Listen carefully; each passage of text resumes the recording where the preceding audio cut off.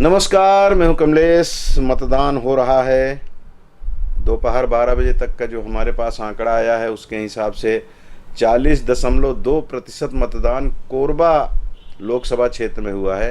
अब पूरे छत्तीसगढ़ का भी लगभग 35 से 36 के बीच का अनुमान है।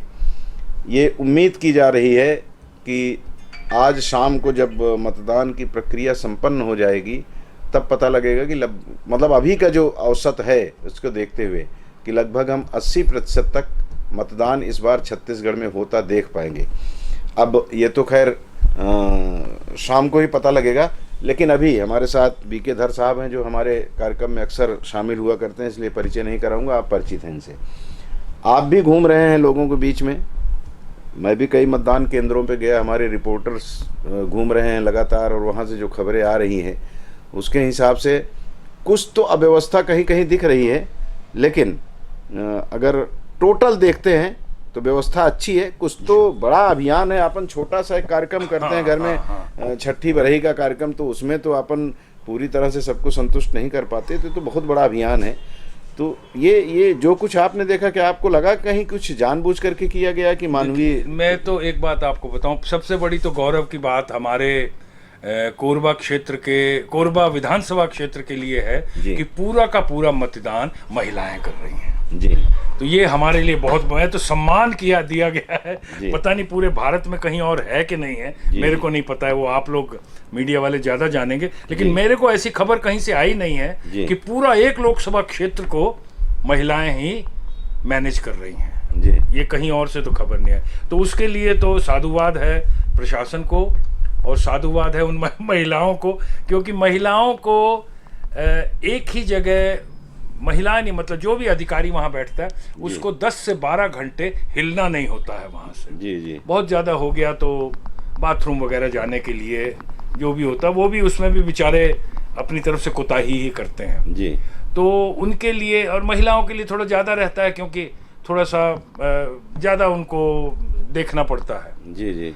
तो मेरे को तो, मैं भी अभी वोट दे के आया हूँ, कहीं कोई अव्यवस्था नहीं दिखी, 2-3 और जगह का देखा मैंने। जी जी। 1-2 जगह में ये बात सामने आई है कि थोड़ा सा धीरे चल रहा है। अब धीरे चलने के 2-3 कारण हैं। एक तो सबसे बड़ा कारण ये है कि शुरू में चाहे कितनी भी आप ट्रेनिंग दे दो, जब तक पानी में आप कूदोगे नहीं तब तक आपको तैरना, हाथ पैर नहीं मारोगे तैरना नहीं आएगा। तो शुरू के 1-1.5 घंटा डेफिनेटली थोड़ा ज़्यादा स्लो चला है, क्योंकि उन लोगों को भी समझने में थोड़ा समय लगा। फिर क्या है, हमारी मतदाता जो सूची है बहुत बड़ी कमी है। पिछली बार भी हमने उसको ठीक करने की कोशिश की कि जैसे हमारा HIG है, 132 मकान है, अब उन 132 मकानों के वोट जो हैं वो 10 या 12 पृष्ठ में फैले हुए हैं। जी जी जी। अब वो परेशानी जहाँ जहाँ पर्ची पहुँच गई है BLO लेके, जैसे हमारे यहाँ आ गया था तो तुरंत दिखाया और सामने उसने देख लिया, लेकिन अब जहाँ पर्ची नहीं पहुँची है, या कोई महिला है या कोई पुरुष है या कोई बुजुर्ग है, उसको पता ही नहीं है कुछ भी अपने वोट के बारे में, तो 10 पेज 20 पेज 25 पेज अगर पलटने पड़ गए उसको, उसमें टाइम तो लगेगा, टाइम लगेगा ही। अच्छा, फिर क्या होता है, हम तो अपना वोट डाल के निकल गए, उसके 4 मिनट 3 मिनट लेके, अब ऐसे वो सारा दिन उसी में लगे रहते हैं तो खींच भी आती है, थोड़ी सी हो जाता है कभी कभी। कोई दुर्व्यवहार जानबूझ के नहीं करेगा, लेकिन भाषा थोड़ी सी तेज, बोली थोड़ी सी तेज हो जाए, भाषा हल्की सी सुसंस्कृत ना रहे तो बुरा नहीं मानना चाहिए उसका, क्योंकि वो 10 घंटे बाद, और 10 घंटे नहीं, पिछले दिन से आए हुए हैं। जी जी जी। पूरे सारी रात वहीं सोए हैं उसी मतदान केंद्र में, कहीं चोरी ना हो जाए, गड़बड़ ना हो जाए, तो उसमें उतना तो उनको लीवरेज देना पड़ेगा। बिल्कुल बिल्कुल देना पड़ेगा। लेकिन हालांकि ज़्यादातर तो धैर्य रखती हैं, लेकिन कुछ हैं जो बिल्कुल अपने पति से भी नाराज रहती हैं, तो उनको उनकी डांटने की आदत पड़ी रहती है। पति और बच्चों को डांटती हैं, तो यहाँ भी उनका डांटने का अंदाज वही है, चलता रहा होगा। और जी, जो समझदार लोग हैं वो तो समझ जाते हैं कि चलो ठीक है, लगातार काम कर रही तो थोड़ा सा खींच आ जाना लाजमी है। लेकिन कुछ लोग, पता लगा कि वो भी वैसे ही है, तो थोड़ा सा ऐसे विवाद की स्थिति निर्मित होती है जी। लेकिन कुल मिलाकर आनंद का क्षण है। मैं तो जहाँ भी गया, जहाँ भी देखा, और जी, और जो आपने दूसरी बात जो बोली, मेरे को ये लगता है कि अगर हम पीछे के सारे आंकड़े भी देख लें तो 10-11 बजे तक, 11:30 बजे तक 40% का आंकड़ा आज तक नहीं छुआ है। हाँ, मैंने तो नहीं सुना था। आप ज्यादा जानेंगे, 30-32 तक पहुंचता है अधिकतम। आप वो भी बहुत, अगर हाँ। मौसम ठीक हो, जैसे हमारे विधानसभा चुनाव के समय में ठंडी का समय रहता टाइम है। था तो हो गया। लेकिन मतलब है कि इस बार जो शासन ने और एनजीओज ने और जो साधारण व्यक्तियों ने, हमारे व्हाट्सएप ग्रुप्स ने, सब ने लगातार अपील की है वोट दे। कोई नहीं बोल रहा किसको, जो जो किसी पार्टी का ही ग्रुप है तो अलग बात है, अदरवाइज कोई किसी को नहीं बोल रहा किसको वोट देना है, लेकिन वोट देने जरूर जाइए, व्यर्थ मत कीजिए। आपके वोट की बहुत कीमत है, आपके वोट से ही सब सरकार बनेगी। आप अगर वोट नहीं देंगे तो आप 5 साल तक किसी को कुछ बोल नहीं सकते हैं। तो ये सब करके अपने अपने ढंग से लोगों ने संदेश दिया। आपका जो 70-80% वाला है, मतलब मेरे को भी लग रहा है कि बड़े आराम से 70 से ऊपर जाएगा, और 80 भी अगर छू जाए तो बड़ी बात नहीं, कोई बड़ी बात नहीं। जी जी बिल्कुल बिल्कुल। कल मेरे पास एक मोबाइल है, मैं बोला यार अननोन नंबर है, उठाया तो पता लगा मैं सचिन तेंदुलकर बोल रहा हूँ। अरे वाह। और उसके बाद फिर उन्होंने वही वोट की अपील की, तो अच्छा लगा क्योंकि मेरे पसंद के खिलाड़ी थे। मतलब तो, ये कि ये चुनाव आयोग का है, ये हाँ चुनाव आयोग का है। चुनाव आयोग ने ही वो किया है। और बल्कि थोड़ी देर पहले, लगभग 2 घंटा पहले, मेरे पास एक फ़ोन आया। मैं लड़की थी, उसने कहा कि मैं छत्तीसगढ़ की राजधानी से बोल रही हूँ, रायपुर से, आपने वोट डाल दिया क्या? मैं बोला हाँ वोट डाल दिया हूँ, आप कौन बोल रही हो? तो उन्होंने काट दिया फ़ोन। अब पता नहीं वो भाजपा कार्यालय से था, कांग्रेस कार्यालय से, या निर्वाचन कार्यालय से। वो उन्होंने और कुछ नहीं, सिर्फ इतना पूछा कि आपने वोट डाल दिया? इस नंबर वाले का वोट डल गया। हाँ डल गया, जो भी कोई उनका तो हाँ जो भी रहा हो, जो भी, हाँ हमने वोट डाल दिया। मतलब उसने नहीं पूछा कि आपने किसको दिया, कैसे दिया, ये सब जैसे होता है अमूमन लोग थोड़ा सा वो चैनल वाले जो करते हैं, तो वो सब भी एग्जिट पोल वगैरह, वो ऐसा भी नहीं लगा। सिर्फ वोट आपने डाला है कि नहीं डाला, इतना पूछा गया। तो मतलब कुल मिला के कहने का है कि जो सजगता रही है व्हाट्सएप ग्रुप पे या सोशल मीडिया पर, बहुत सारे लोगों ने, सब ने अपने अपने अपील, जितना जो सक्षम लोग किए हैं। तो जब मैं अपील लोगों से कर रहा हूँ तो स्वाभाविक है कि मैं वोट डालने जाऊंगा ही जाऊंगा पहले। हाँ मतलब मन तो कहेगा ना कि दूसरे को बोल रहे हो और अपने नहीं जा रहे हो, तो पहले आदमी भागता है। पता नहीं आपका तो नहीं पता, लेकिन हम वरिष्ठ नागरिक हैं जी, तो ठसके से गए जी। नहीं, अब हम लोगों को थोड़ा सा प्राथमिकता मिल जाती है, लाइन के बीच में से होते हुए गए, मीडिया से मजाक भी कर दिया। एक आध लोग खड़े थे, मैंने सफेद दाढ़ी से नहीं होता है, वरिष्ठ नागरिक जो होता है कर आके, मतलब बड़ा अच्छा लगा। और कहीं कोई, मेरे को 2-3 जगह मैं भी गया हूँ, अव्यवस्था तो नहीं दिखी कहीं पे भी। नहीं ठीक है, बताया ना, थोड़ी बहुत अव्यवस्था, अगर व्यवस्था में थोड़ी खामी कहीं हो जाती है तो वो स्वाभाविक है कि हम छोटे से कार्यक्रम में इतनी व्यवस्था नहीं कर पाते हैं। तो बहुत बड़ा मतलब राष्ट्रीय पर्व है, इसमें छोटी मोटी गलतियां तो हो जाना लाजमी। अब सवेरे मैं भी वोट डालने गया तो थोड़ा सा जो पीठासीन अधिकारी थे उन्होंने कहा मोबाइल आप बिल्कुल बाहर अंदर लेके नहीं आ सकते। हमने कहा मैडम हम लोगों को अधिकार है, ये मेरे पास ये निर्वाचन आयोग का कार्ड है, हम लोग अंदर आ सकते हैं। हाँ किसी को वोट डालते हम उसको नहीं सूट कर सकते, उसमें हम दोनों के खिलाफ मुकदमा आप दर्ज करवा सकती है, यहाँ तक आने का हमको अधिकार है। लेकिन आप चलिए ठीक कह रहे हैं, तो हमने उसको रख दिया। तो वो थोड़ा सा उत्तेजित हो रही थी, मैंने उनको समझाया, बोला मैडम अभी तो शुरुआत है, अभी से सुबह 7:30 पौने 8 बजे की बात है। मैं बोला अभी थोड़ी देर आप शांत रहेंगे तो फिर सब शांत रहेगा, नहीं तो मैं बोला कि उसमें थोड़ी उपद्रव की स्थिति बनती है। तो वो भी समझ गई, और भी अब चूंकि महिलाएं जो बैठी हैं तो उनसे ज्यादा बात करने में भी डर लगता है, पता नहीं कौन कोई करकसा निकल जाए उसमें, तो और एक और केस बन जाए। जी जी जी। और दूसरी चीज बड़ा आनंद आया, हमारे प्रतिनिधियों ने अलग, जैसे श्याम बिहारी जायसवाल जी जो मनेनगढ़ के विधायक हैं, वो अपनी पत्नी को बढ़िया एक्टिवा में बैठाए और साए तो भागते हुए उस स्कूल में गए जहां उनको मतदान करना था। जी जी। और फिर उन्होंने कहा कि मैं 5वीं तक यहीं पढ़ा हूं, तो मैं यहाँ आया हूँ वोट डालने, तो मुझे पुराने लोग भी मिले, अच्छा लग रहा है। काफ़ी दिन बाद, राजनीति में रहने के कारण मैं ज़्यादा मिल नहीं पा रहा था, तो आज यहाँ मिलने में अच्छा भी लगा। और एक्टिवा में आया तो पत्नी को भी लगा कि मेरे को समय आज इन्होंने दिया है। तो ये आज मेरे ही हैं, ये जी आज ये मेरे ही हैं। हाँ, तो ये इस तरह के अरुण साहू जी लाइन लगा करके मतदान करते देखे गए। धर्मजीत सिंह का भी वही उसी तरह का। यहाँ कोरबा में सरोज पांडे जी तो खैर वहाँ के वो हैं, मतलब वहाँ वोटर होंगी, इनका होगा मतदाता सूची में नाम दुर्ग में, इसलिए वोट डालते नहीं। लेकिन वो लोगों के बीच में जाके जो व्यवस्था कहीं गड़बड़ दिख रही थी तो वहाँ उनको समझाइश देती हुई देखी गई। ज्योत्सना महंत जी ने भी, हाँ, वो भी गई लोगों के पास, और उन्होंने कहा कि भाई आप थोड़ा सा यहाँ व्यवस्था है थोड़ा सा ठीक करिए। मतलब ये जो कुल मिलाकर कोई आक्रोश में बात करता हुआ नहीं दिखा, सब प्रेम से जो बात कर रहे थे, तो लगा कि मुझे तो ऐसा लग रहा है कि जैसे सही में बेटे की शादी है। हाँ बिल्कुल, आपको बिल्कुल सही बोल रहे हैं, सब उत्साहित हैं जी। और फिर छत्तीसगढ़ का तो देखिए, आप भी बहुत पुराने, मैं भी बहुत पुराना हूँ। छत्तीसगढ़ की तो परंपरा प्रेम की है, जी जी जी प्यार की है, स्नेह की है, ढंग से बात करने की है, झुक के बात करने की है, जी। अकड़ नहीं है। हालांकि डरेगा नहीं, वो आपसे जी। दब भी नहीं रहा है, लेकिन जी, फिर जी। भी वो झुक के आपसे बात कर रहा है। तो इसलिए वही परंपरा चल रही है। हम भी अभी बैठे थे थोड़ी देर, मैं एक खेमे में बैठा था, दूसरे खेमे वाले साथ में बैठे थे, एक दूसरे की तरफ हाथ हिला रहे थे, मुस्कुरा रहे थे, क्योंकि रोज तो हमको साथ रहना ठीक है। बात है, ठीक बात है। तो ये तो भाई है। अभी 2-3 दिन पहले मैंने बुजुर्गों से बात की थी, परसों की बात है। तो उसमें एक बुजुर्ग ने बड़ी अच्छी बात कही। बोले कि देखिए, हम लोग उस देश में रहते हैं जहाँ महाभारत में हम लोग पढ़ते हैं ना कि कौरव और पांडव एक दूसरे के खून के प्यासे थे, लेकिन जैसे ही सूर्यास्त होता था सब एक दूसरे के कैंप में जाते थे, हाल चाल पूछते थे। कोई अगर किसी को ज़्यादा चोट लग गई है, तलवार लग गई है, तीर घुस गया है, तो उसकी मरहम पट्टी करने में भी मदद करते थे। तो वो परंपरा हमारी रही है। तो यहाँ तो प्राण लेने की बात नहीं है, वहाँ प्राण लेने में भी कहीं ना कहीं तो सहयोग था। प्रतिद्वंद्विता है, जी, प्रतियोगिता सैद्धांतिक है, मतभेद है। लेकिन दुश्मनी नहीं है। जी जी, सैद्धांतिक मतभेद है और उसमें कहीं वैसा सोचना भी नहीं चाहिए। ये ठीक है,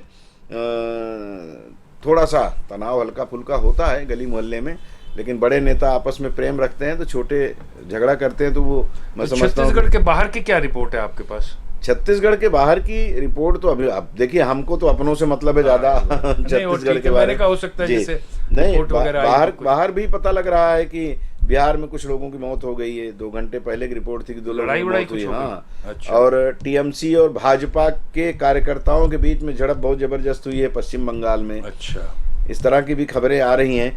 तो अब ये कुल मिलाकर अपन इससे बाहर जाते हैं तो स्वाभाविक है कि कुछ न कुछ ऐसी विवाद की खबर मिलेगी। बंगाल में सबसे ज़्यादा 33% वोट पड़े हैं 11 बजे तक, ऐसी खबर आ रही है। और टोटल देश में 11 बजे तक 26.67% रहा है। मतलब उस हम लोग 11 बजे छत्तीसगढ़ में हम लीड कर जी। रहे हैं। तो छत्तीसगढ़ में अब पूरे देश के हिसाब से देश के हिसाब बता से रहे देखा जाए तो लीड कर रहे हैं। जी जी। अब यहीं पे मान लीजिए 70-80% भी, 80% भी अगर गया तो हो सकता है कि कहीं परसेंट 85 हो और कहीं 65 हो, कहीं 60 हो। तो टोटल जो है वो जो 26.67 बता रहे हैं वो पूरे देश का है। 31% जो पश्चिम बंगाल का बताया जा रहा है, इसका मतलब है कि वहाँ जो संदेह प्रकट किया जाता है और पहले देखा भी गया है कि एक वर्ग के लोगों को वहाँ प्राथमिकता दी जाती है और जहाँ उनको लगता है कि हमको वोट नहीं देंगे वहाँ उनको रोका जाता है। ये वामपंथी करते थे, अब टीएमसी कर रही है और उसी के कारण लगता है झड़प हुई है। परसों एक वीडियो घूम रहा था, नेशनल टीवी पे भी घूम रहा था कि लोगों को बोल दिया गया कि आपका वोट हो गया है ऑलरेडी। ये तो पहले भी होता था, आपका वोट हो गया। वामपंथी यही करते थे। इलेक्ट्रॉनिक ईवीएम में भी इसकी तरह की गड़बड़ पुराने बगैर पूरे जितने भी अधिकारी और पुलिस वाले उनके मिले बगैर के बगैर हो ही नहीं सकता। जी जी जी। वो दिख रहा है, वो महिला जो है वो वीडियो बना के बोल रही है कि मेरा देखिए, मेरा वोट नहीं हुआ है, मेरा वोट यहाँ है, और ये बोल रहे हैं कि आपका वोट हो गया। आपका ही नहीं हो गया, खत्म हो गया, वोटिंग ही खत्म हो गई, सारे वोट डल चुके हैं यहाँ। जी जी जी जी। तो ये दृश्य तो कहीं ना कहीं देखिए 2-3 स्टेट हैं जहाँ पे इसकी आशंका ज़्यादा रहती है। पश्चिम बंगाल है, उत्तर प्रदेश है, बिहार है। यहाँ पे थोड़ा सा संघर्ष की स्थिति निर्मित होती है। कार्यकर्ता अति उत्साह में आके एक दूसरे के ऊपर प्रहार कर दिया करते हैं और फिर उसी में किसी के प्राण चले गए, किसी को कोई घायल हो गया। दुर्भाग्यपूर्ण है। क्यों ऐसा करना? कल को फिर उन्हीं लोगों के साथ रहना है, कल को फिर उन्हीं के साथ धंधा करना, उन्हीं के साथ नौकरी पे जाना, उन्हीं के साथ पड़ोस में रहना है। फिर आप आपस में एक दूसरे से लड़के एक दूसरे को मार रहे हैं। मतलब अगर थोड़ा बहुत कुछ है भी प्रेम प्यार तो वो भी खत्म हो गया। हाँ हाँ, वो तो दुश्मनी हो जाती है। दुर्भाग्यपूर्ण है, बहुत दुर्भाग्यपूर्ण है। और पश्चिम बंगाल का तो इतिहास ही रहा है।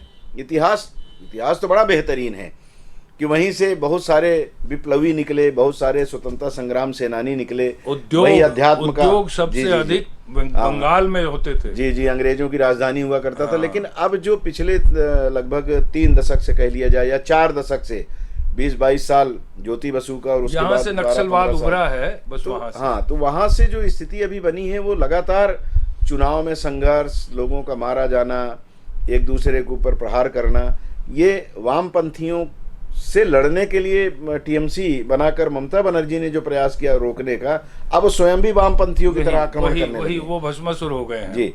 तो ये चीज अभी अगर कल परसों की खबर है, एक छोटा बच्चा किसी बम को गेंद की तरह गेंद समझ के उसको खेल रहा था, वो फट गया, वो बच्चा मर गया। मतलब इतना कॉमन है वहां पे बम, हाँ, कि वो बच्चे कि को लगा ही बच्चे को मिल नहीं, गया, हाँ बच्चे को मिल गया। गया और उसको लगा भी नहीं कि ये बम हो सकता है। वो खेल रहा था उससे और वो फट गया। परसों की खबर है ये। हाँ, वो स्वाभाविक है कि वो बना के ऐसा कहीं भी रख देना, और जब मन कहेगा बोले कोई भी आक्रमण करना हुआ तो उठाओ और फेंक दो, ये कहीं तो भी मैंने असुरक्षित उड़ीसा जगह पे में तो रखना। मैंने भी देखा है, वो तरफ बड़े बड़े इतने बड़े बड़े बम होते, सुतली से बनाते हैं, और वो ये है कि 1.5-2 मीटर 3 मीटर के एरिया में तबाही लाते हैं। वो उससे ज्यादा नहीं होता उसकी ताकत, जी। लेकिन 2-3 मीटर के में जो भी है हाँ, वो मतलब खत्म किसी है के वो। ऊपर अगर आपने गाड़ी वाड़ी पे फेंक दिया तो गाड़ी के हाँ, ऊपर हाँ, कच्चे उड़ जाएंगे, खत्म जो है वो, बैठा है वो भी चल बिल्कुल, देगा। बिल्कुल। जी, तो ये जो इस तरह की हरकतें होती हैं, क्या कहा जाए भाई, किसी के अगर प्राण चले गए तो आप भी नहीं बचोगे, आपके विरुद्ध कार्रवाई होगी। उसका अगर परिवार आप, भी खत्म, हाँ, आपका भी खत्म, आपका भी खत्म। और मान लो किसी, मतलब आप बहुत चतुर निकले और प्रशासन लापरवाह निकला और आप बच भी गए, तो ये मान के चलो कि आपने अगर किसी के प्राण लिए हैं ना, तो आपको उसकी सजा ऊपर वाला जरूर देगा। कहीं ना कहीं से ये आएगा। उम्र के हिसाब से नहीं बोल रहे हैं, तजुर्बे के हिसाब से बोल रहे हैं कि बहुत लोग कुछ करके बच गए, और फिर वो पता लगा कि वो ऐसे केस में फंस गए, ऐसे केस में उनके सजा हो गई जिसमें उनका कोई रोल ही नहीं था। तो वहां तो बच गए आप, जहां आपका रोल था वो कानून की नजर में। लेकिन ऊपर वाले का जो अघोषित कानून है ना, उसकी जद से बाहर नहीं जा सकते हो, तो आना ही है आपको कहीं ना कहीं उसके कर्मों का चंगुल फल में। मिलता है। अभी देखिए ना, आपको खैर चलिए इलेक्शन से रिलेटेड नहीं है, जी। वो कवर्धा में ही हुआ ना शायद, वो पंप के साथ वो बारूद लगा दिया था, तो वो मजदूर जो ही पंप ऑन करने गया पानी का, तो वो फट गया, जी। वो मर गया वो। तो ये टेक्नोलॉजी जो है ये बंगाल से ही आई होगी, मेरे को पक्की बात है। बिल्कुल भाई, हम बड़े फक्र से कहते हैं कि अंग्रेजों को भगाने के लिए बम बनाने की जो शुरुआत हुई, और उसको शुरुआत क्या हुई, बम तो पहले भी बनते थे, लेकिन घर में, हाँ, घर में बना के वो वहीं से शुरू हुआ था। बिल्कुल। तो वो बड़ा पवित्र उद्देश्य था कि देश को आज़ाद करने के लिए, अंग्रेजों को मारने के लिए, या जो दुष्ट लोग हैं उनका संहार करके यहाँ पे शांति लाने के लिए और यहाँ पे स्वतंत्रता लाने के लिए किया गया था। लेकिन अब जो कुछ हो रहा है, अब तो अपने है ना भाई, हमारा अपना देश है, गलत बात, लोकतंत्र है, आपको अधिकार मिला है, कोर्ट राष्ट्रपति का जितना वोट का अधिकार है, वो कीमत उतनी हाँ साधारण आदमी की है। तो उस समय अगर ऐसा किया जाता है तो मुझे लगता है सत्ता प्राप्ति के लिए ममता बनर्जी द्वारा जो किया जा रहा है उसको ठीक नहीं कहा जाएगा। एक खबर छत्तीसगढ़ से जुड़ी है, चुनाव से जुड़ी, राधिका खेरा जी, जो खूब पिछले एक सप्ताह से सुर्खियों में रहे, पूरे देश में चर्चा हो रही थी। कल तो उन्होंने भारतीय जनता पार्टी ज्वाइन कर लिया उन्होंने, आज किया उन्होंने, कल तो कयास लगाए जा रहे थे। वो था ना उनका प्रेस कॉन्फ्रेंस, हाँ, प्रेस कॉन्फ्रेंस में वो पूरा का पूरा प्रहार उन्होंने किया कि मेरे ऊपर वो राहुल गांधी से, खड़गे से शुरू हुई, सोनिया गांधी, प्रियंका गांधी से उतरते हुए भूपेश बघेल और सुशील आनंद से लेकर के और भी तमाम लोगों को, जितने लोगों को उनको लगा, सबके ऊपर उन्होंने प्रश्न चिन्ह लगाया, और अंततः भारतीय जनता पार्टी रूपी सागर में जाके समा गई। तो अब आपने जो आरोप लगाया था तो स्पष्ट हो गया, उसका तो कोई महत्व ही नहीं रह गया। बिल्कुल। क्योंकि वो स्पष्ट है कि आप नहीं रहना चाहती थी कांग्रेस में, इसलिए आपने बहाना खोजा और भारतीय जनता पार्टी में चली गई। ये जो लोगों की अपनी कोशिश होती है इस तरह की, मुझे लगता है कि इससे राजनीति करने वाले, ईमानदारी से राजनीति करने वालों के ऊपर उंगली उठती है, उनके ऊपर भी उंगली उठती है। देखिए, अब ये अभी कुछ दिन पहले भी जब हेडलाइंस में मैं आपके साथ परसों शायद परसों ही बैठे थे ना हम लोग, तब भी मैंने वही बात बोली थी, आज भी वही बात बोल रहा हूँ कि भाजपा भी कांग्रेस की या किसी दूसरी पार्टियों की राह पे चल रही है। जो भी मेरे पास आना चाहता है, तेरे कितने भी गुनाह हैं, तेरे कितने भी पाप हैं, तेरे कितने भी भ्रष्टाचार के आरोप हैं, वो सब साइड में आ जाओ। मैं तो एग्री नहीं करता इस बात से। जी। राधिका खेड़ा जी को अगर कांग्रेस से परेशानी थी तो उसका था, उन्होंने बिल्कुल ठीक किया, कांग्रेस छोड़ दी। हाँ, कोई लेकिन बात नहीं। आपने क्यों लिया उसको भाई? किस लिए लिया आपने उसको? कल तक वो खराब थी और आज ठीक हो गई। तो मैं तो एग्री नहीं करता इस चीज से, बहुत गलत बात हो रही है। और ये भाजपा का जो एक ये अनुशासित पार्टी है, उसको धीरे धीरे आप खराब कर रहे हैं। ये मोदी जी को, नड्डा जी को, अमित शाह जी को, राजनाथ सिंह जी, चार यही इस समय मुख्य हैं राष्ट्रीय धारा में। इनको चारों को देखना चाहिए। चुनाव के बाद इनको सबको साइडलाइन करके बोले, अगर उठना है, भाजपा में रहना है तो भाजपा के कल्चर में आइए, 2 साल 3 साल तक रहिए भाजपा के कल्चर में, उसके बाद हम आपसे बात करेंगे। जी।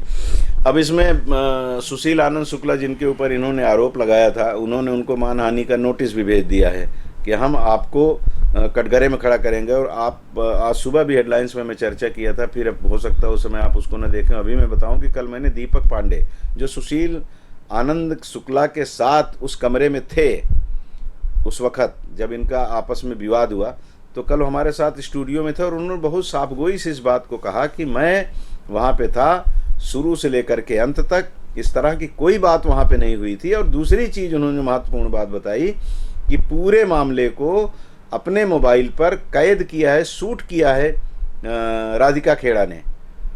वो उन्होंने कहा था कि मैं इसको उजागर करूंगी, लेकिन वो क्यों उजागर नहीं करेगा? अगर उजागर करेंगे तो स्पष्ट हो जाएगा कि वहाँ ऐसी कोई बात हुई ही नहीं थी जिसको लेकर के आप बाहर जाके रोती, बाहर जाके तमाम तरह आरोप लगाती। तो इसका मतलब स्पष्ट है कि वो कांग्रेस में नहीं रहना चाहती थी, इसलिए उन्होंने ऐसा किया। उसमें कोई हर्जी की बात नहीं। आपको अगर एक पार्टी में है, नहीं पसंद है तो आप जाइए, उसमें क्या, लेकिन आप ऐसा बहाना क्यों कर रहे हैं? बहाना करके। दूसरा ये कि आपने भाजपा ने उनको ले लिया, दोनों बात गलत हुई है। आपने कांग्रेस छोड़ी, उसमें कोई, वो आपका व्यक्तिगत मामला है ना उनका। तो आपको किसी भी कारण से, नहीं भी कारण होता तब भी आप छोड़ देती। आप भले ही सिर्फ ये बोल के कि राम मंदिर में गई इसलिए मेरे साथ दुर्व्यवहार हो रहा था, कांग्रेस छोड़ देती, कोई प्रॉब्लम नहीं थी। लेकिन आप भाजपा में आ गए और भाजपा ने आपको लिया, ये दोनों गलत काम। मैं तो बिल्कुल स्पष्ट निंदा करता हूँ इसकी कि ये गलत हुआ है, नहीं होना चाहिए इस तरह। जी। और एक खबर है, रायपुर लोकसभा क्षेत्र से कांग्रेस प्रत्याशी के रूप में विकास उपाध्याय, जो वहाँ के पहले संसदीय सचिव थे, मतलब राज्य मंत्री का दर्जा उनको प्राप्त था, अभी वो कांग्रेस प्रत्याशी के रूप में ब्रिजमोहन अग्रवाल से चुनाव लड़ रहे हैं। वो धरने पे बैठ गए, उनके साथ प्रमोद दुबे जो वहाँ के महापौर रह चुके हैं, अभी तो सभापति थे, और विनोद तिवारी, ये तमाम तर लोग सड़क पे बैठ गए, मतलब कलेक्ट्रेट के सामने बैठे हैं। और उनका कहना है कि जिला निर्वाचन अधिकारी यानी कलेक्टर भाजपा के एजेंट हैं, जानबूझ करके पर्चियों में छेड़छाड़ की गई है, लोग परेशान हो रहे हैं, उनको यहाँ से वहाँ कर दिया गया, वहाँ से वहाँ कर दिया, तमाम तरह आरोप उनकी तरफ से जिंदाबाद मुर्दाबाद के नारों के साथ लगाए जा रहे हैं। मुझे नहीं लगता कि कोई भी कलेक्टर जानबूझ करके ऐसा करेगा। नहीं कर सकता, क्योंकि कलेक्टर जो है वो जिस समय वहाँ बैठा है मुख्य निर्वाचन अधिकारी बन के, वो 4-5-8 हजार लोगों को कंट्रोल कर रहा है जी। तो क्या ये संभव है? जैसे कि ये क्रिकेट टीम के बारे में बोलता, पूरी क्रिकेट टीम बिक गई और वो फिक्स हो गया मैच, मैं नहीं मानता जी। अब 12 के 12 खिलाड़ी, कोच, मैनेजर सबको खरीद लेंगे आप। उसी तरह 8 हजार एम्प्लॉय, एक तो कोई ऐसा होगा जो ईमानदार होगा, बोलेगा नहीं जी कलेक्टर साहब ने हमको आदेश दिया था कि जो रूलिंग पार्टी है उसी के आदमी को सिर्फ हेल्प करना, किसी को नहीं, ऐसा नहीं होता। मैं तो नहीं मानता नहीं। उनमें खोज पाना बड़ा कठिन हो जाएगा ना उसके लिए, फिर तो सारा काम छोड़ के काम करेगा। और या फिर अगर होगा ना, देखिए अगर होगा तो जैसे बंगाल में हो रहा है, वो खुल के हो रहा है, फिर वो वीडियोज आ रहे हैं सामने, उनके भाषण आ रहे हैं सामने, उनके क्रियाकलाप सामने आ रहे हैं जी। तो वो सब जगह होगा, फिर एक जगह नहीं हो सकता है। तो मैं तो नहीं मानता इसको, क्योंकि वही का भाई अभी 4 महीने पहले तो कांग्रेस का ही था ना राज जी। तो तब क्यों नहीं इस बात को उठाया गया? तब क्यों नहीं बीजेपी ने उठाया? नहीं तो इसमें तो यही होता है ना भाई साहब। ये लोग बोलते हैं, जब आप द कैमरा बात करते हैं हम लोग, तो एक ठो वो भी कहावत सुनाते हैं ना कि गरीब की लुगाई गांव की भौजाई। तो बोले जो सत्ता में जो लोग हैं, वो भारतीय जनता पार्टी जो आरोप पहले लगा रही थी भूपेश बघेल की सरकार के समय में, वही आरोप वो लगा रहे हैं। ये तो होता ही है, जिसकी सत्ता रहती है, जब इनको लगता है कि भाई हम हार सकते हैं, वो कोई भी होगा, तो फट से कुछ न कुछ ऐसा कह देगा और फिर अपने कार्यकर्ताओं को बोले यार मैं तो जीत रहा था, उन्होंने ऐसा किया इसलिए हार गया। देखिए मैं आपको बताऊं, ये अधिकारी जो हैं कुछ पकड़े गए हैं, कुछ जेल में हैं, कुछ पकड़े जाने हैं। भ्रष्टाचार में जो पूरे समय तक चलता है जी, उसमें ये साथी बनते हैं, क्योंकि उसमें उनको उतना ही हिस्सा भी मिलता है जी। सब ईमानदार नहीं है तो सब भ्रष्ट भी नहीं है।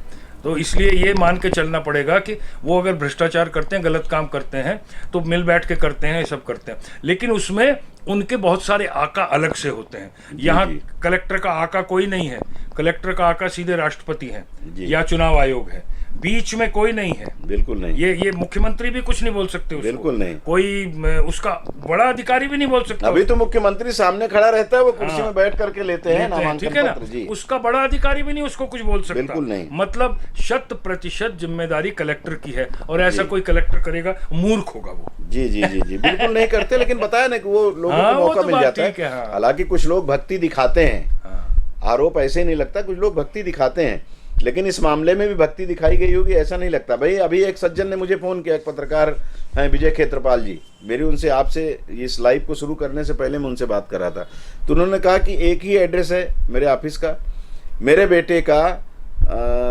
मतदान केंद्र है वहाँ पुराने बस स्टैंड में सरस्वती उच्चतर माध्यमिक विद्यालय, और मेरा सियान सदन है घंटाघर। एड्रेस एक ही है, एक ही घर है, लेकिन एक यहाँ एक वहाँ।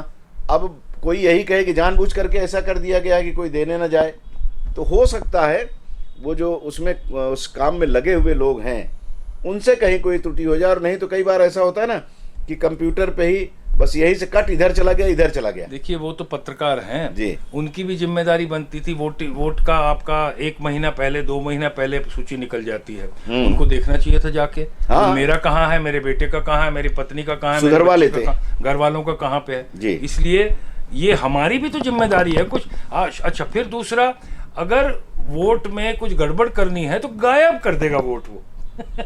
हाँ, जगह परिवर्तित नहीं करेगा। हाँ, जगह क्यों करेगा वो, उसको जो करना ही है गड़बड़ तो वोट ही गायब कर देगा। वो दो आदमी के 2 जगह वोट देने से तो कोई, मैं तो नहीं सोचता कहीं किसी को, और मैं नहीं मान सकता इस बात को। देखिए मैंने भी बहुत डील किया है एडमिनिस्ट्रेटिव ऑफिसर से, इस तरह का रिस्क कोई भी अधिकारी नहीं लेता है, कोई भी अधिकारी नहीं लेता है जिसमें 100% जिम्मेदारी उसकी होती है।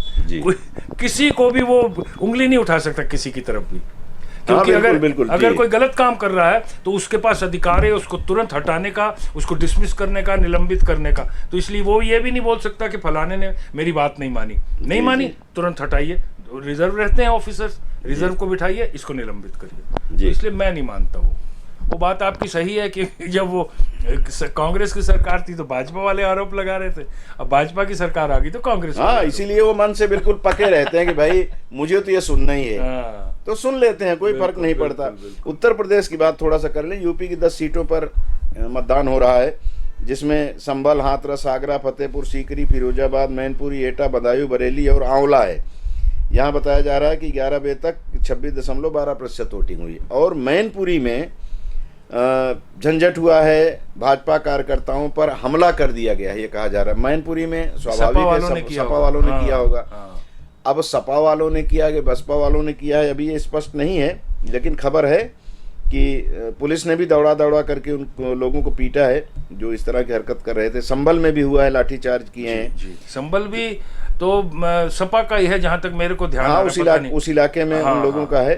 और यहाँ से संभल से सदर विधायक इकबाल मसूद का कहना है कि सपा यूपी की 40 से 60 सीटें जीत रही है, इसलिए ये सब परेशान करने वाली बात है। तो ये तो दावे प्रदावे अभी चलेंगे, वो चलते रहेंगे। हाँ, वो तो मैं कहता हूँ ना परिहास में अक्सर कि जो चुनाव लड़ रहा है जिसको मालूम है, पूरा यकीन है कि मेरी बीबी भी मुझे वोट नहीं देगी, वो भी कहता है कि मैं सामने वालों की सबकी जमानत जब्त करवा दूंगा। तो ये तो बोलते हैं, सभी बोले रिकॉर्ड मतों से जीतूंगा। हाँ, सब अभी आंकड़े, अभी तो जहाँ पे वोट हो रहा है, आज जहाँ संपन्न हो गया ना, अब इसके बाद आप कल किसी कार्यकर्ता को पकड़िए और उससे पूछिए कि भाजपा को कितने वोट मिल रहे हैं, तो जितना वो कैलकुलेट करके बताएगा ना, उतना तो चुनाव आयोग भी नहीं कह सकता दावे के साथ कि इस विधानसभा से 8 विधानसभा से वो बता देगा कि 8,837 वोट से हम आगे बढ़ रहे हैं, मतलब इतना तक बोल देगा। और फिर यहाँ से इतने वोट मिल रहे हैं, और फिर कांग्रेसी से किसी से बात करेंगे तो वो भी आपको ऐसे ही आंकड़े देगा। गोगपा से बात करेंगे, वो भी 21 लोग खड़े हैं,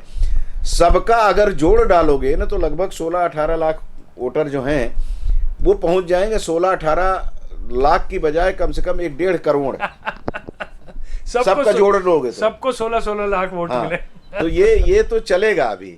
तो वैसे ही वहाँ भी कहा जा रहा है, लेकिन जो ये मैंने कहा ना कि उत्तर प्रदेश में, बिहार में, पश्चिम बंगाल में 3 जगह ऐसी है जहाँ पे विवाद की संभावनाएं ज़्यादा रहती है। यहाँ का पानी भी थोड़ा गर्म है और थोड़ा माहौल भी वो अल्पसंख्यक और उसका मामला आ जाता है, तो उसकी वजह से विवाद की स्थिति की आशंका रहती है। और आशंका के मद्देनज़र प्रशासन, राज्य सरकार अपनी पूरी तैयारी करके रखते हैं, पश्चिम बंगाल को छोड़कर। मैं पत्रकार होने के नाते मुझे नहीं कहना चाहिए, लेकिन पश्चिम बंगाल में ऐसा लगता है कि प्रायोजित होता है। बाकी बिहार में, उत्तर प्रदेश में, यहाँ पे तो सरकारें अपनी तरफ से पूरी कोशिश करती हैं कि कोई विवाद ना हो, लेकिन हो जाता है क्योंकि वो पहले से मन बनाए हुए जो लोग बैठे हैं ना, वो कर लेते हैं। तो मुझे लगता है कि जो लोग भी इस हरकत को करते हैं उनको इस बात का हमेशा, जो पहले भी हम लोग जो चर्चा कर रहे थे कि चुनाव संपन्न हो जाएगा, आप जरूर उस लफड़े में फंसे रह जाओगे। बिल्कुल, बिल्कुल। इसलिए इससे बचना चाहिए। जी जी। अब जो लोग कोरबा में भी कुछ जगह से बहिष्कार की खबरें आई हैं, एक गांव की, उस पर चर्चा हम लोगों ने परसों भी किया था। जी। अभी कुछ जगह की खबर आई है कि रोड को लेकर के लोगों ने आपत्ति दर्ज कराई है। पाली तानाखार विधानसभा क्षेत्र के कुछ लोग हैं और उनका कहना है कि हमारे यहाँ रोड नहीं बनी, इसलिए हम लोग बहिष्कार नहीं करेंगे। प्रशासन के लोग उनको समझाने के लिए उनके पास गए और उनको समझाया गया होगा कि भाई रोड तो बन जाएगी, आपको ये अधिकार जो मिला इससे आप वंचित खुद को मत करो। अब वो आए हैं कि नहीं आए हैं ये अभी तक पता नहीं लगा, लेकिन अफसोस इस बात का है कि आपके बहिष्कार कर देने से कोई फर्क पड़ने वाला नहीं है। ये बात लोगों को समझ में जरा देर में आएगी। बिल्कुल। और दूसरी बात यह है कि क्या बहिष्कार करने से आपका रोड बन जाएगा? बिल्कुल नहीं, वही कह रहा था। कुछ घंटे के लिए, 2 घंटे 4 घंटे के लिए आप न्यूज में आ जाते हो, बस। उसके बाद बल्कि वो जो कैंडिडेट होगा बोला इस तरफ तो देखना ही नहीं मेरे को। इन्होंने तो बहिष्कार किया था, चाहे मेरे को वोट देते चाहे मेरे ओपोनेंट को वोट देते, इन्होंने तो दिया ही नहीं ना। अच्छा बेटा बैठो तुम आराम से। मैं तो इसको मूर्खता मानता हूँ, लेकिन ठीक है, अपने अपना भावना होती है, अपनी अपनी सोच होती है लोगों की। लेकिन ये है कि ये रोड तो भैया अभी तो ये सरकार को आए वो तो 4 महीने हुए हैं। जी। 5 साल वाले को तो आपको जाके पकड़ना चाहिए था ना। जो 5 साल पहले सरकार थी, 5 साल से सरकार थी, उनको क्यों नहीं पकड़ा आपने 5 साल में जाके? अभी विधानसभा क्यों नहीं बहिष्कार आपने किया? जी। हाँ नहीं, अगर किया होगा आपने तो क्या विष्णुदेव साहब क्या रिजाइन दे देंगे क्या? दूसरी बात ये भी हो सकता है कि उनको भाजपा से ज्यादा आशा हो। हाँ, ये कह सकते हैं। कांग्रेस से उतनी आशा नहीं थी जितनी भाजपा से, तो इसलिए दबाव डालने के लिए दीदी हमारी तरफ भी ध्यान दो, हम बहिष्कार कर, अरे भैया मत करो बनवा दूंगी रोड आपका। अब उनको ये लग गया कि दीदी ने बोल दिया या फलाने ने बोल दिया तो अब हमारा ध्यान रखेगा। ये भी एक हो सकता है, लेकिन मैं बहिष्कार को सही नहीं मानता। बिल्कुल। और वो जो आपने एक बात कही कि खुद को हाईलाइट करने के लिए लोग करते हैं ऐसा, तो हाईलाइट तो आपने कर लिया, लेकिन आपको जो अधिकार मिला था, इतना महत्वपूर्ण अधिकार था, इतना बड़ा अस्त्र आपके पास था, आपको जिसको भी लगता, भाजपा की गलती आप भाजपा के खिलाफ करते, कांग्रेस की गलती आप उसके खिलाफ करते, जिसको भी आपको लगता है कि जिसकी वजह से आपकी रोड नहीं बन पाई या जिसकी वजह से भू विस्थापित जो 9 गांव के लोगों ने तय किया है कि हम वोट में भाग नहीं लेंगे। अब शाम तक हम आपको शाम की खबर में बताएंगे वहां के लोगों ने क्या किया। जी हाँ, अब मान गए थे, कितने लोग माने हैं ये अब पता लगेगा तो हम आपको बताएंगे। लेकिन उससे क्या फर्क पड़ेगा? वही बात है कि हम लोगों ने तो देखा है ना कि अभी पिछली बार कश्मीर में एक सीट का चुनाव हुआ, लोकसभा का बाई इलेक्शन में 7% मतदान हुआ और वहाँ के वो जो बुढ़ऊ हैं फारूक अब्दुल्ला, वो लोकसभा चले गए। तो 7% वोट पड़ा। उतना तो बाकी जगह नोटा हो जाता है, उससे ज्यादा हो जाता है नोटा। तो है भाई हमारे यहाँ दुर्भाग्य है। एक वोट पड़ेगा तो जिसको एक वोट पड़ा है उसको चुनाव जीत गया। दुर्भाग्य है लोकतंत्र में ये व्यवस्था। बाद में 5 साल बाद कोई नहीं पूछने आएगा कौन कितने से जीता था, कौन जीता है, ये मैं बस उतना ही महत्वपूर्ण रहता है। सर्टिफिकेट जिसको मिल गया वो आपके क्षेत्र का जनप्रतिनिधि है। तो आपके बहिष्कार करने से तो ये बहिष्कार के बदले होना चाहिए। जैसे 9 गांव हैं जी, तो 9 गांव वाले कांग्रेस और भाजपा मुख्य हैं जी। कांग्रेस वाले को भी बुला ले, भाजपा वाले को भी बुला ले, अलग अलग बुलाए या साथ में बुला ले और बोले 9 गांव के हमारे 5000 वोट हैं, 10,000 वोट हैं, ठीक है ना, हम आपको देंगे सारे वोट, क्या आप सड़क बनाओगे हमारी? जी। वो बोलेगा हाँ, मना कोई नहीं करेगा, लिख के दो कि 2 महीने में 1 महीने में जीतोगे तो बना के दोगे। हाँ, जीतोगे तो बना के दोगे जी। तो और हम सारे वोट आपको देंगे जी। तो 10,000 वोट आपने पक्के कर दो लिख के और करवाओ फिर। और अगर आपने वो करवा दिया तो उसके बाद आगे अगले 5 साल के लिए आप बहुत कंफर्टेबल हो। लोग वही 10 गांव के लोग जो है दुनिया भर में जाके प्रचार करेंगे कि भाई अच्छे आदमी हैं। हाँ, हमको तो बोला और देखो 1 महीने में काम भी शुरू हो गया, अभी 6 महीने में बन भी गई है सड़क हमारी। जी जी जी, ये करना चाहिए बजाय इसके क्या बहिष्कार करें। जी जी। चलते चलते कि वो खबर जो मध्य प्रदेश से जुड़ी हुई है, हमारा बड़ा भाई है, अखंड मध्य प्रदेश था तो हम सब साथ में थे। भिंड की बात है, वो लगा हुआ है चंबल का पानी पीने वाला, बहुत गंदा शब्द बोलते हैं, उसको नहीं बोलूँगा, मतलब लोग बोलते हैं चंबल से अलग हटके जो लोग हैं जिनकी नात रिश्तेदारी कोई किसी ससुराल है, कुछ है, तो मजाक वाला रिश्ता जब रहता है तो बोलते हैं चंबल का पानी पीने वाला बहुत क्रोधी होता है। तो भिंड तो वही है। अब भिंड में एक व्यक्ति के पेट में गोली मार दी गई, अरे और वो वोट डालने जा रहा था, उसको घेर करके कुछ विवाद हुआ, पेट में गोली मार दिए। और ये कहा जा रहा है कि एक पीठासीन अधिकारी राजगढ़ वो जहाँ से दिग्विजय सिंह चुनाव लड़ रहे हैं, 67 साल के युवा, तो उसमें पीठासीन अधिकारी दारू पी के नौटंकी कर रहा था, कलेक्टर ने उनको कर दिया। तो खैर ये कोई बड़ी बात नहीं है, तो होता है, कुछ दरुए किस्म के जो लोग हैं वो तो कोरबा में भी हो सकता है, ग्रामीण क्षेत्र में हो, हाईलाइट ना हो अलग बात है, पी के ही बैठे हुए हो। हाँ, लेकिन इतना बहुत सारे ऐसे मजबूत रहते हैं, पीने के बाद ज्यादा अच्छे हो जाते हैं। हाँ, ज्यादा सक्रिय दिखते हैं। वो थोड़ा पुदीन हरा भरा मुंह में डाल लिए तो स्मेल भी नहीं आती है, लेकिन झूमने का अंदाज से उनके लग जाता है, ताकत रहती है। जी जी। तो वहां भी ये गोली चल गई। अब बताइए, जिसकी जान चली गई वो तो चला गया इस दुनिया से, मारने वाले चलो बेटा अब जेल में। कितने घर बर्बाद जी जी। होते हैं। तो अब समझना होगा लोगों को कि आप क्षणिक आवेश में ऐसा कोई कदम न उठाएं कि आपका घर परिवार बर्बाद हो, लोकतंत्र के भाल पर कहीं खून के छींटे पड़े। तो बेहतर है कि अच्छा माहौल बना हुआ है तो इस अच्छे माहौल में अच्छे मूड से वोट डालने जाएं। और जो लोग अभी बचे हुए हैं जो इस कार्यक्रम को सुन रहे हैं, उनसे सबसे आग्रह है कि बस समय मत देखिए, दोपहर है, थोड़ा सा गर्मी लगेगी, लेकिन वोट न देने के बाद जो अफसोस रूपी गर्मी आपको सताएगी ना, उससे बचना है तो तुरंत निकलिए और वोट डालने पहुंचिए। ठीक है, हाँ ठीक है, थोड़ा बादल भी है, हल्की हल्की हवा भी चल रही है, और बहुत ज़्यादा अगर परेशानी हो तो 4 बजे के आसपास चले जाइए, 6 बजे तक का समय है। और अगर आप 5:30 बजे भी वहाँ प्रवेश कर जाएंगे ना, तो रात को चाहे 11 बजे आप वोट डाल के ही बाहर आएंगे, तो वो भी ध्यान में रखिए। लेकिन अभी अगर आप जाएंगे तो अभी आपको ज़्यादा भीड़ नहीं मिलेगी, थोड़ा कम हुई रहती है, क्योंकि सुबह और शाम को भीड़ ज़्यादा होती है। तो वोट डालें, चाहे अभी डालें चाहे शाम को आप डालने जाएं। जिन लोगों ने नहीं डाला है वो वोट डालने जरूर जाएं। चलिए, इस खास कार्यक्रम को यही विराम, और थोड़ी देर बाद फिर जो नई चीज़ होगी, नई बातें आएंगी, नया कुछ अपडेट होगा, वो लेकर के हम आपके सामने हाजिर होंगे। बहुत बहुत शुक्रिया कार्यक्रम देखने का, और धन्यवाद सर, आप आए समय निकालें।